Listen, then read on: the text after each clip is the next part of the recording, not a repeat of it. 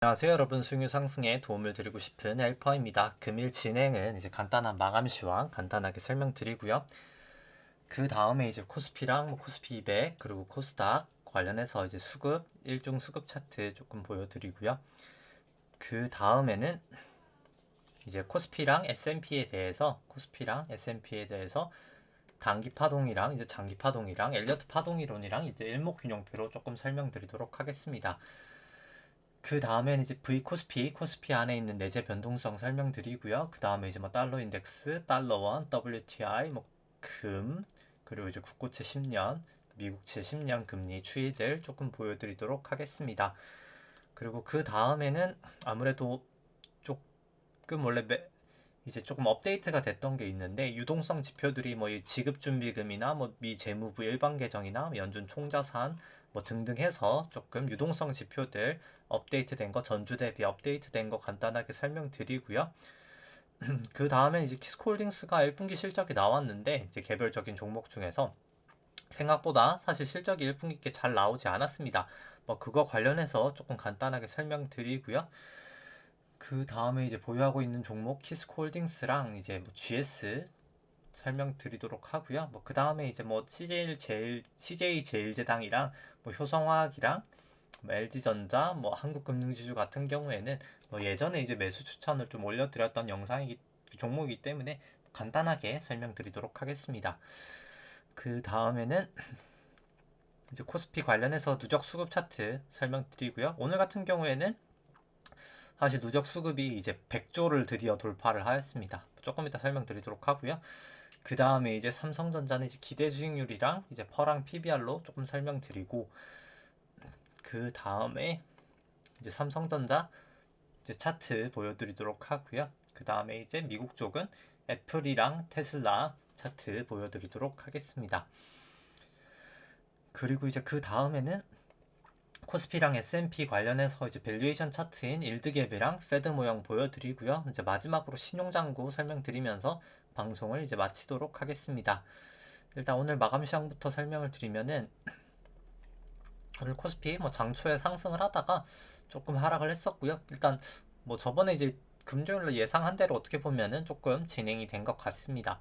코스닥 같은 경우에는 한 0.4% 정도 하락이 있었고요. 이 검은 색깔 선이 이제 코스피 200이고, 이 파란 색깔 선이 이제 프로그램 매도인데, 거의 코스피 차트랑 비슷하게 움직였었고요. 프로그램 매도 주체의 경우에는 계속해서 이제 외국인입니다. 그리고 아직까지 제가 조금 기관지가 다 낮지는 않아가지고 조금 이렇게 가끔 기침을 하거나 조금 말이 느려질 수 있는 점 일단 양해를 다시 한번 부탁드리고요.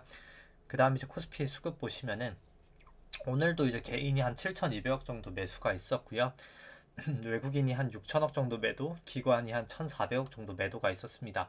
코스피 200 선물 같은 경우에는 거의 지수가 사실 요즘에 계속 외국인 선물 추이랑 사실 유사하고요.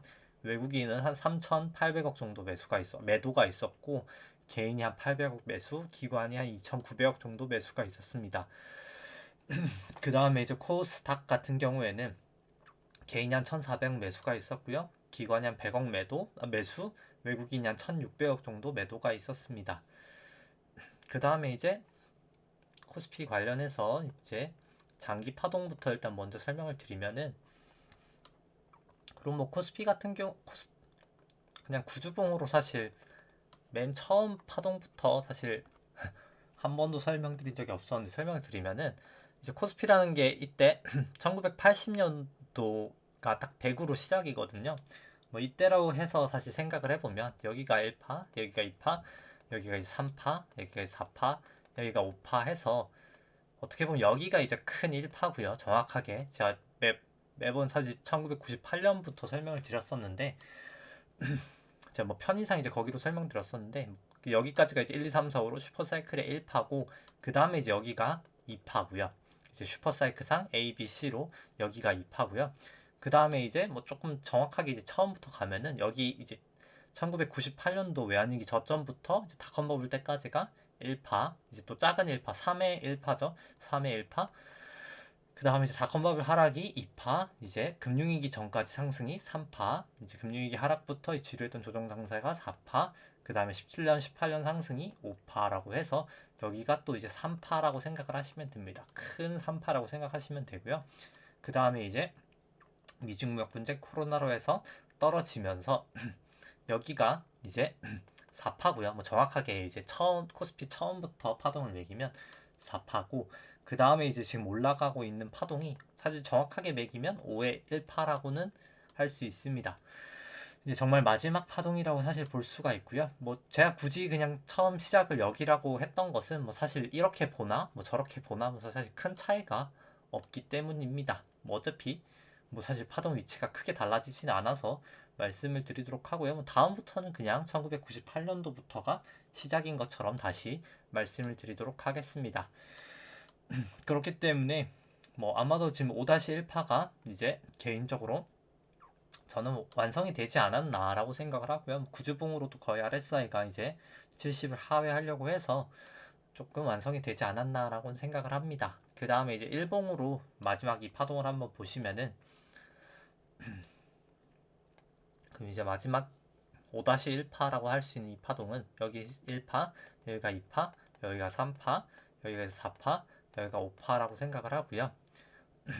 일단 뭐 채널링은 오늘은 생략하도록 하고, 일단 뭐 개인적으로 그냥 여기가 5파였을 수도 있다고는 생각을 합니다. 원래는 이제 5에서 1, 2, 3, 4, 5로도 되지만은 일단 여기가 5일 가능성이어서 여기가 A, B, C일 확률도 뭐 아예 없다고는 생각할 수 없지만, 일단 뭐 아직까지는 그냥 기존대로 여기까지가 이제 여기가 5의 고점이라고 일단 생각해보고 한번 보도록 하겠습니다.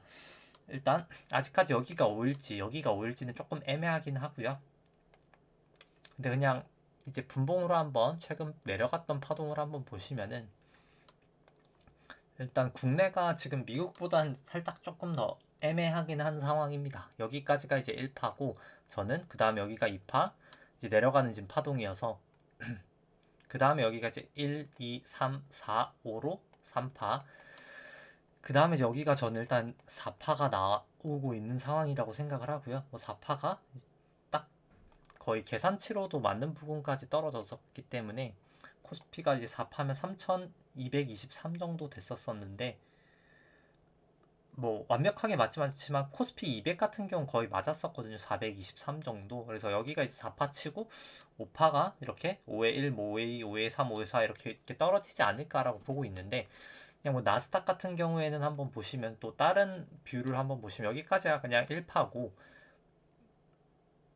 그냥 여기가 이제 2파면은 조금 더 올라갈 가능성도 있긴 합니다. 이제 여기가 그냥 A파, B파, 뭐 C파 이런 식으로 갔다가 이제 떨어질 수도 있는데, 일단 뭐 2파가 지금 너무 그럼 늘어지지 않나라고는 생각을 하는데, 일단 뭐 그럼 2파가 조금 그냥 삼각형이어서 뭐 이런 식으로 조금 갔다가 뭐 내려갈 가능성도 있을 것 같기는 하고요. 뭐 어떤 식으로 진행되던지 간에 뭐 개인적으로 저는 뭐 더 하락은 있지 않을까라고는 보고 있습니다. 일단 아직까지는 그냥 여기가 3파가 나오고 여기가 4파가 나오고 여기가 5파일 확률이 더 있을 거라고는 생각을 하고요. 일단 저 같은 경우에는 틱으로 한번 보시면 제가 보통 장중에 트레이딩 할 때는 200틱을 좀 많이 보는데요. 오늘 이제 원래 이제 금요일 날 풋을 제가 들고 있었기 때문에 풋을 이제 보유하고 있었었는데, 오늘 잠시만요. 이게 코스피하고서 살짝 다르긴 한데 제가 코스피 200으로 한번 보시면은 코스피랑 요즘에 코스피 200이 막 그렇게 엄청 비슷하진 않아가지고 저 같은 경우에 이제 여기 이제 구름대 이 부분에서 그냥 일단 매도를 했었습니다. 일단 오늘 올라갔던 부분 이제 다 매도를 해서 그냥 조금 이익 실현을 했었고요. 이게 이익 실현을 그냥 했던 이유 중에 하나는 뭐 저는 사실 더 내려갈 확률이 더 높지 않을까라고는 보고 있지만은, 다시 그냥 분봉으로 한번 보시면은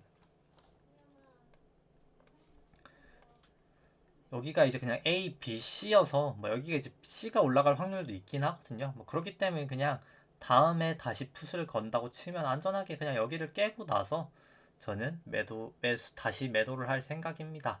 뭐 더 확실한 것은 이제 코스피로 그냥 다시 한번 보시면은 조금 더 이제 사실 추세를 늦게나마 확실하게 볼 수 있는 것은 이 3100, 3.88을 이제 하회하면 조금 더 내려갈 것 같고요.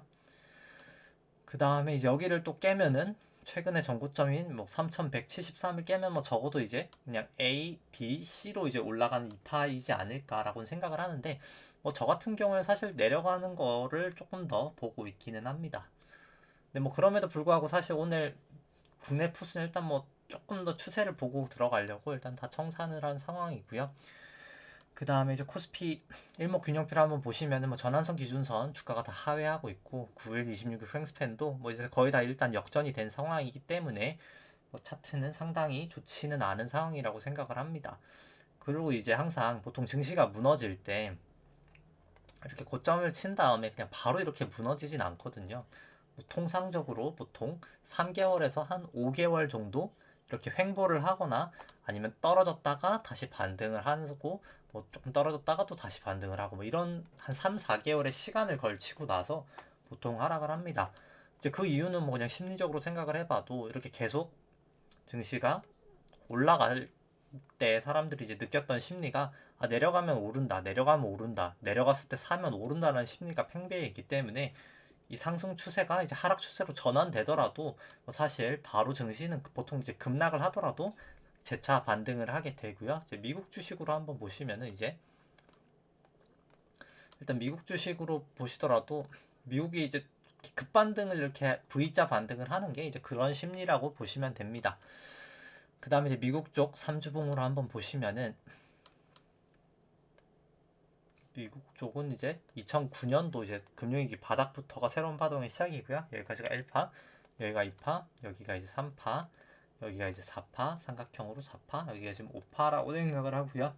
5파 고점 좀 치지 않았나 보고 있습니다. 그 다음에 이제 2파랑 4파 저점을 그어서 3파 고점에다가 올려놓으면은 이제 채널링을 할 수 있는데 뭐 이렇게 고점하고 고점이 다인 걸 봤을 때도 채널은 좀 유효한 것 같고요.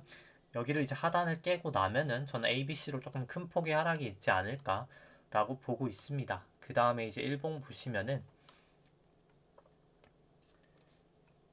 일봉상으로는 이제 여기까지가 1파, 여기가 2파, 여기가 3파, 여기가 사실 여기까지가 4로 볼지 여기가 4로 볼지는 조금 애매하기는 한데 일단 뭐 저는 일단 여기가 한 4라고 보고 생각을 해보면은 이제 마지막 5회 그럼 1이 여기 5회 2 5회 3 5회 4가 나오고 나서 저는 이제 여기가 마지막 5회 5회 1 2 3 4 5가 이제 다 나오지 않았나라고는 개인적으로 생각을 합니다. 그 다음에 이제 일목균형표로 보시면은 여기 이제 현재는 주가가 좀 반등을 하면서 뭐 전환선 기준선 다 상회하고 있고 9일은 아직 역전이지만 26일 횡스팬은 호전이 되어 있기는 하고요. 그 다음에 이제 한 120분 봉 정도로 한번 보시면은 미국 같은 경우에는 일단 여기가 저는 이제 1파지 않을까라고 생각을 하고 이제 내려가는 A 파동의 1파지 않을까 생각을 하고요. 여기가 지금 이제 아마 B파지 않을까 이제 2파지 않을까라고 생각을 합니다. 저는 뭐 사실 더 올라갈 수도 있다고는 생각을 하지만 뭐 개인적으로는 조금 이제 빠질지 않을까라고는 생각을 하고 있고요. 근데 다만 이제 미국 같은 경우 이 S&P 같은 경우에는 이제 1파라고 생각하는 이 부분을 깨지는 않았었거든요. 뭐 그렇기 때문에 뭐 그냥 여기서 5파를 조금 더 가더라도 뭐 아주 차트상 안 되는 차트는 아니긴 합니다. 근데 다만 이제 나스닥을 한번 보시면은 나스닥은 이제 여기 1파 고점을 4파가 깨버렸거든요. 그렇기 때문에 뭐 조금 상승 가능성은 저는 낮아 보여서 뭐 반등을 하더라도 그냥 기술적 반등이지 않나라고는 생각을 합니다. 일단 오늘 같은 경우는 지금 전환선 부근에서 나스닥 같은 경우에는 지금 계속 조금 저항을 보이고 있고요. 일단 기준선 26일 횡스팬, 뭐 9일 횡스팬 다 역전이 되었기 때문에 이 구름대만 다시 한번 돌파하면 조금 하락을 하는 모습이 나타나지 않을까라고 생각을 합니다. 뭐 저는 일단 개인적으로 아직까지는 더 하락을 바라보고 있고요. 그리고 뭐 나스닥 같은 경우에는 지금 120분봉으로 보시면은 계속 이 구름대에서 조금 약간 저항을 보이고 있습니다. 그렇기 때문에 뭐 나스닥 같은 경우 이제 지금 떨어진 A의 1파동이 여기가 이제 1파, 여기가 ABC로 2파, 여기가 이제 1, 2, 3, 4, 5로 3파가 나오고 나서 여기가 이제 4파가 나오고 여기가 1, 2, 3, 4, 5로 5파까지 나오면서 조금 하락을 한 것 같고요. 큰 1파가 나온 것 같고요. 지금이 이제 큰 2파지 않을까라고 생각을 합니다. 근데 이제 큰 2파가 여기가 그냥 A, B, C가 끝일지 아니면 이게 A고 이게 B가 나오고 C가 나올지는 조금 더 지켜봐야 될 것 같기는 하고요. 일단 뭐 저는 일단 해외 풋 옵션 같은 경우에는 조금 소폭 한 이 부근에서 매입은 해놓은 상태입니다. 일단 B를 먹고 조금 팔 생각이고요. B일지 그냥 바로 이제 A의 3일지는 모르기 때문에 뭐 그냥 B 예상치 되는 부근이라고 이제 판명이 될 때 조금 매도를 할 생각입니다. 그 다음에 이제 V 코스피 보시면은 뭐 오늘 증시가 하락했음에도 불구하고 뭐 큰 폭의 하락은 아니었기 때문에 변동성은 오히려 소폭 하락을 하였고요. 한 19 정도 기록을 하고 있습니다. 일단 뭐 그럼에도 불구하고 26일 횡스팬도 호전돼가지고 뭐 저는 일단 뭐 중기적으로는 다시 한번 변동성은 좀 반등하지 않을까 보고 있고요. 뭐 달러 인덱스 같은 경우에는 차트도 이제 다 깨진 상황이기 때문에 뭐 조금 계속 하락을 하고 있는 추세입니다. 뭐 달러 원 같은 경우에는 오히려 조금 상승을 하고 있고요. 뭐 구름대까지 넘었기 때문에 오히려 이제 조금 더 상승을 할 수 있는 추세지 않을까. 약간 달러 인덱스랑 조금 다른 오히려 차트 모양이라고 생각을 하고요. 뭐 WTI 같은 경우는 반등을 하면서 일단 전환선까지 다시 붙여 놓았기 때문에 뭐 아직까지는 추세가 그래도 괜찮은 추세지 않나 생각을 하고 있고요. 금선물 같은 경우에는 그래도 뭐 나름 계속 잘 가고 있습니다. 뭐 저도 한 10% 보유하고 있는데 뭐 사실 수익률이 되게 괜찮게 지금 나오고 있고요.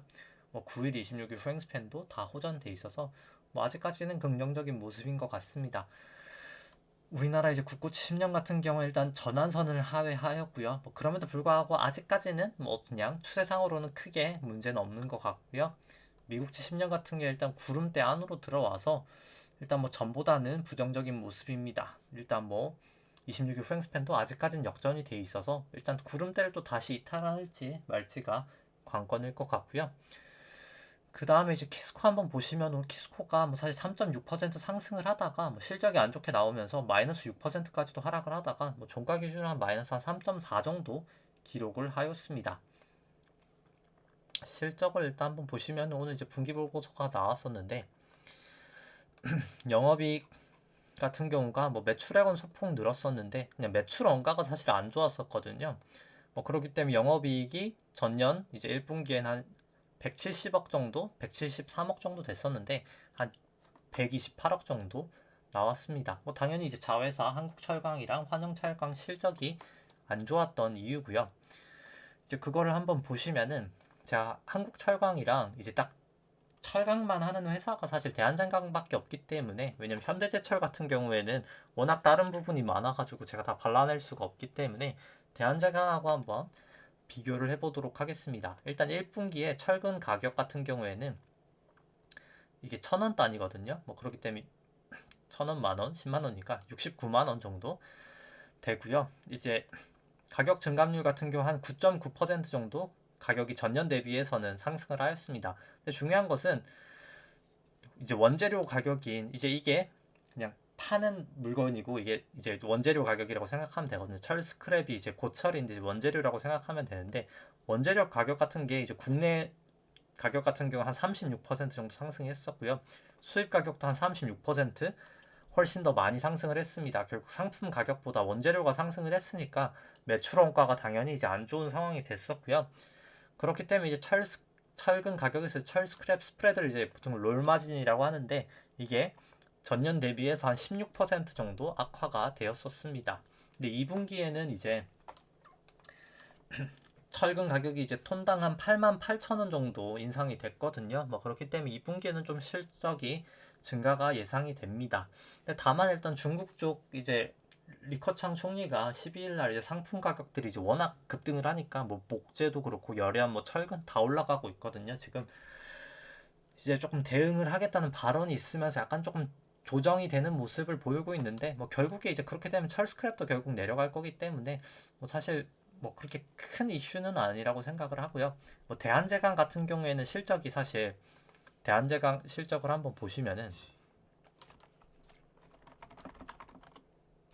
똑같이 이제 철근업을 하는 대한제공 같은 경우에는 보시면 이제 영업이익이 전년도 93억에서 132억으로 높아졌거든요. 그래서 뭐지? 이제 대한제강은 높아졌는데 왜 한국철강은 떨어졌을까라고 생각을 하실 수 있겠지만은 이제 대한제강 같은 경우에는 이제 YK 스틸을 인수를 했거든요. 뭐 그렇기 때문에 이제 YK 스틸 이제 인수한 부분만큼 영업이익이 증가한 것이라고 생각을 하면 됩니다.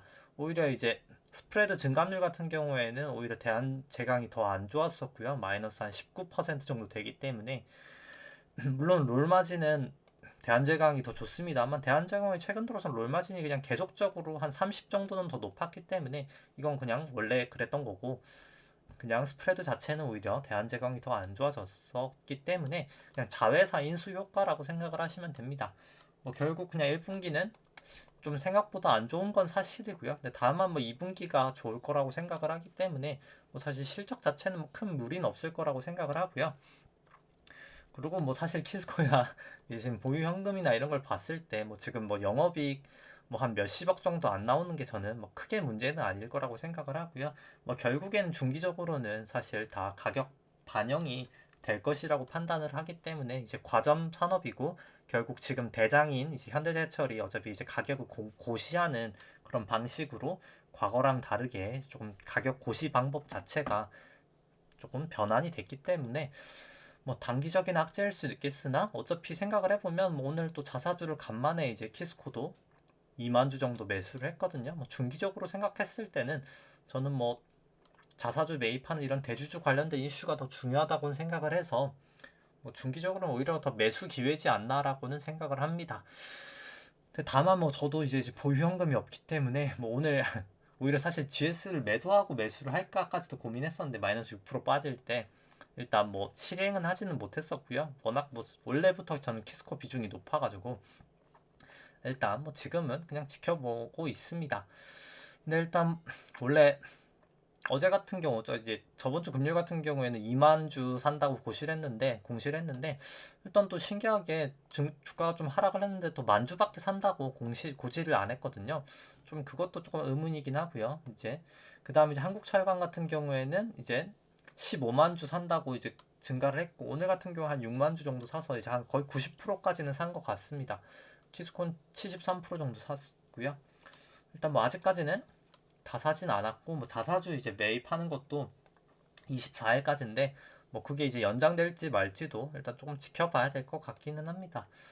뭐 그냥 제가 생각하는 스토리는 뭐 자사주 매입이 연장돼서 다 사고 그 다음에 자사주 소각하고 뭐 부상증자하고 그 다음에 이제 주가를 올리지 않을까라고 생각을 하고 있고요. 뭐 아직까지는 조금 지켜봐야 되지 않을까 생각을 하고 그냥 매수를 아직 못하신 분이라면 그냥 조금 오히려 그냥 지금 이제 하락기를 매수하는 기회로 삼으시는 게 좋지 않을까라고 생각을 합니다. 뭐 최대 떨어진다고 하면은 저는 뭐 한 구름대 이 정도까지도 뭐 빠질 수 있지 않을까라고는 생각을 하고 있고요.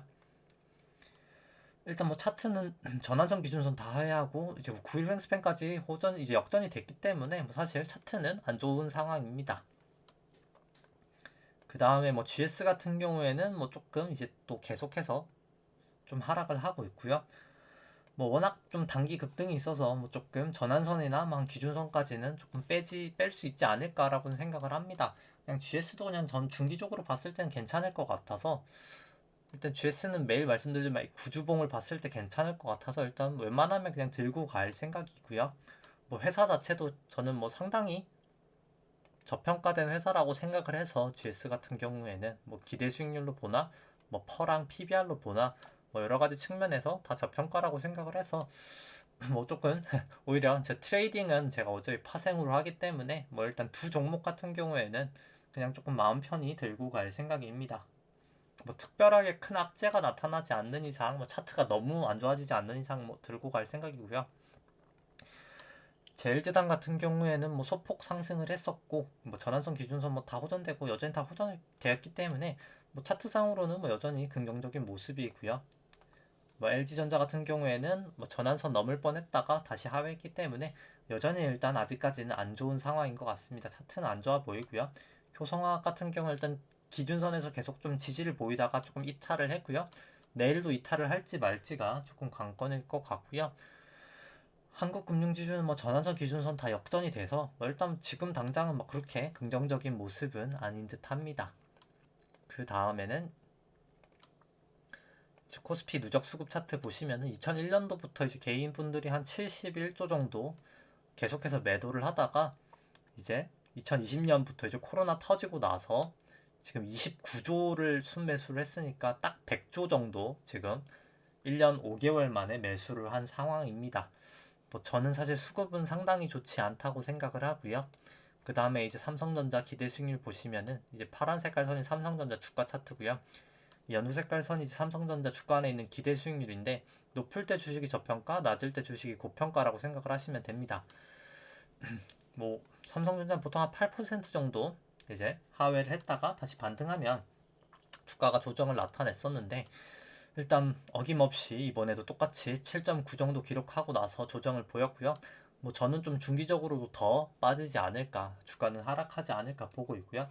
뭐 퍼랑 PBR 보시더라도 보통 시클리컬이라 이렇게 좀 사이클을 타는데 PBR 기준으로 한 2배 정도 넘었을 때 항상 조정을 보였던 패턴이 있기 때문에 그냥 저는 조금 부정적으로 계속해서 삼성전자는 보고 있습니다. 뭐 차트 같은 경우에도 전환선 기준으로 다 하회하고 오늘 같은 경우에도 이제 종가 기준으로 또 7만원 다시 이제 하회를 하였고요. 그렇기 때문에 뭐 계속해서 조금 부정적으로 보고 있고요. 그 다음에 이제 애플 같은 경우에는 계속 일단 이제 구름대는 조금 타고 가고 있기는 하지만 이 전환선에서 조금 저항은 이제 보이고 있고요. 뭐 저는 사실 뭐 조금 더 하락할 확률이 높지 않을까. 올라가든 내려가든 결국 중기적으로는 조금 하락할 확률이 더 높지 않을까 보고 있고요. 애플 같은 경우는 지금 A, B, C 단계가 이루어지고 있는 상황이지 않나라고 생각을 합니다. 뭐 테슬라 같은 경우에 빨간 색깔 선이 200일 이동 평균선인데 일단 여기를 이제 이탈하면 조금 크게 무너질 것 같고요. 뭐 지금 구름대, 뭐 전환선 뭐 이런 거 다 역전되었기 때문에 뭐 차트는 계속해서 부정적인 상황이지 않나 생각을 합니다. 그 다음에 이제 코스피랑 S&P 밸류에이션 차트 보시면은 이거 같은 경우에는 이제 주식 안에 있는 기대 수익률을 이제 국고채 10년 금리로 차감한 수치고요. 빨간색이 코스피, 파란색이 S&P인데 코스피 같은 경우에는 뭐 최근 기준으로 최저점까지는 아니지만 뭐 조금 그래도 저는 밸류에이션 부담은 있어 보인다고 생각을 하고요. 뭐 특히나 S&P 같은 경우가 뭐좀 밸류에이션 부담은 상당히 최근 기준 전저점까지 왔기 때문에 있어 보인다고 생각을 합니다. 이 수치는 이제 국고채 10년 금리로 차감한 게 아니라 이제 나눈 수치고요. 뭐 상당히 많이 내려와 있기 때문에 이 수치로도 이제 밸류에이션 부담은 있어 보인다고 생각을 하고요. 그 다음에 이제 유동성 설명을 안 들었는데 이제 유동성하고 이제 이 퍼랑 같이 설명을 드리면은 이 S&P 퍼 같은 경우에 이제 트레일링이고요. 뭐 트레일 같은 경우 뭐 상당히 높아서 그냥 PBR로 설명드리면 PBR 같은 경우에 이제 닷컴 버블 이후에 거의 사상 최고치고요. 금융위기 수치보다도 훨씬 더 높은 수치입니다. 뭐 증시가 이렇게 올라가면서 계속 지금 따라 올라가고 있는데 뭐 매번 말씀드리지만은 증시가 이렇게 올라갔던 게 2000년도나 2008년도 같은 경우에 예대율 같은 게 미국 상업은행 예대율이거든요. 예대율이 이렇게 100%까지 올라가면서 실물 경제 자체가 돈이 많이 풀렸었습니다. 근데 지금 같은 경우에는 이제 60.6%밖에 안 되거든요. 예대율이 이제 사상 최저치입니다. 근데 그런데도 증시가 많이 올라갔던 것은 이제 지급 준비금이 아니라 실질금리가 많이 낮아진 이유이고요. 이제 금리에는 사실 우리가 그냥 말하는 이제 금리가 명목금리인데 명목금리보다 이제 실질금리가 더 중요합니다. 근데 이제 실질금리가 마이너스 한 0.9 정도 되거든요. 그렇기 때문에 마이너스 금리의 영향으로 증시가 이 밸류에이션이 높아지면서 많이 올라갔다라고 생각을 하시면 될 것 같고요. 뭐 결국에 이제 저는 뭐 머지않아 이제 테이퍼링을 할 것이라고 생각을 하고 이제 얘기가 나올 거라고 생각을 하고 이제 올해 말쯤 시행을 하게 되면 실질 금리가 올라가게 되면서 조금 밸류에이션 부담이 있는 주식들은 조금 하락을 하지 않을까 보고 있고요. 전주 대비해서 이제 밸류에이션이라 유동성 지표들 조금 보시면은 지급준비금 같은 경우에는 뭐 계속해서 상승을 하고 있고요. 전주 대비해서 일단 뭐 2008년도부터 추이 보시면은 지급준비금 같은 경우는 이제 조금 상승을 하고 있고요. 뭐 결국에 조금 약간 통장에 돈이 계속 다시 한번 쌓이고 있다 생각하시면 될 것 같고요. 미 재무부 일반 계정 같은 경우에 이제 미 재무부가 이제 재정 정책을 위해서 쌓아놓은 현금이라고 생각하시면 되는데, 재정 정책 계속 지출이 되면서 1.8조 달러까지 갔었다가 지금 이제 0.9조 달러까지 이제 하락을 한 상황입니다. 재정 정책은 계속해서 집행이 되고 있는 상황이고요. 연준 총 자산은 계속해서 영적 완화를 하고 있기 때문에 이제 거의 뭐 한 7.8조 달러까지 이제 상승을 한 상황이고요. 코로나 때 상당히 가파르게 상승을 하였습니다.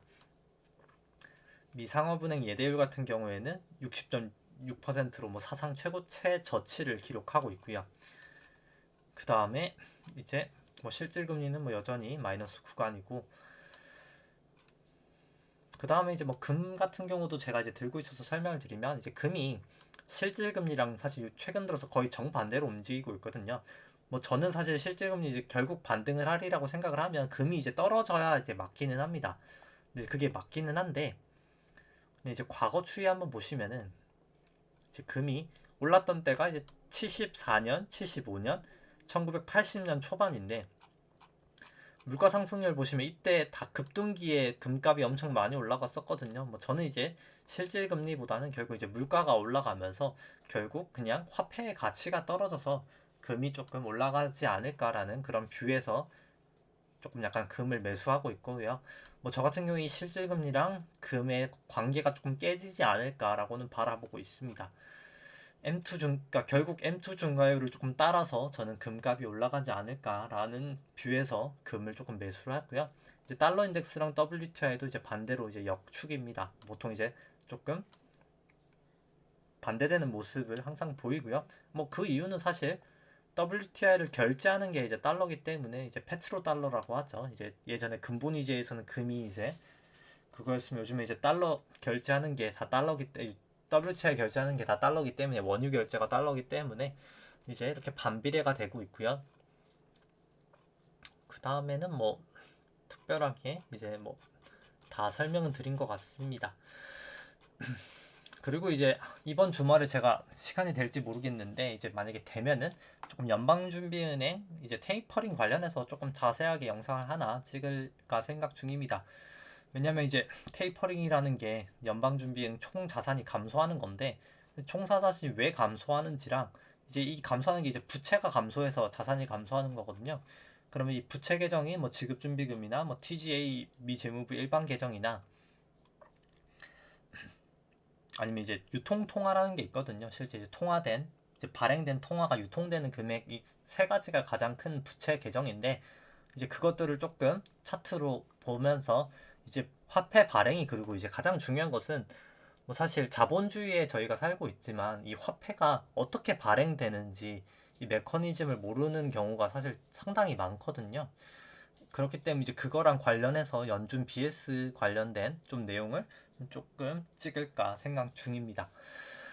아, 그리고 이제 매번 제가 말한다고 하고 사실 깜빡해서 제가 이 마감 시작할 때 항상 그냥 대본 없이 제가 의식의 흐름대로 찍다 보니까 항상 깜빡하고 말을 안 했었는데, 이 4월 30일 날 중국 이제 M1, M2 이제 4월 말 갑이 발표가 됐었거든요. 저번 주였던 것 같은데, 근데 이제 이 수치가 지금 상당히 내려와 있는 상황입니다. 그냥 간단하게 M1 나누기 M2가 그냥 낮을 때 돈이 없다고 생각하시면 되거든요. 결국 그냥 정확하진 않은데 M2가 그냥 어떻게 보면은 총 풀린 돈이라고 그냥 생각하셔도 되고요. 그냥 간단하게 생각하시면 M1 같은 경우가 풀릴 수 있는 돈이라고 생각을 하시면 됩니다. 결국 M1이 이 수치가 낮다는 것 자체가 풀릴 수 있는 돈의 양이 없다는 거거든요. 그러니까 돈이 없으면 결국 이제 금융위기가 발생하는 건데, 뭐 우리나라는 당연히 이제 가장 낮았던 게 1998년도 외환위기 때고요. 그 다음이 이제 2008년 금융위기 때 가장 낮았습니다. 중국 같은 경우에 2015년도 가장 낮았었는데, 그때 이제 중국 증시들 보시면 다 이렇게 급락이 나타났었거든요. 근데 지금 이제 그 수준까지 거의 내려와 있는 단계입니다. 이 M1 증가율이나 M2 증가율, 뭐 M1 나누기 M2 같은 경우도 이때랑 지금 상당히 비슷하거든요. 차트를 보시면은. 그렇기 때문에 저는 중국발로 지금 조금 약간 위기가 나타날 수 있지 않을까. 중국 쪽이 지금 상당히 유동성이 취약하지 않나라고 개인적으로 생각을 하고 있습니다.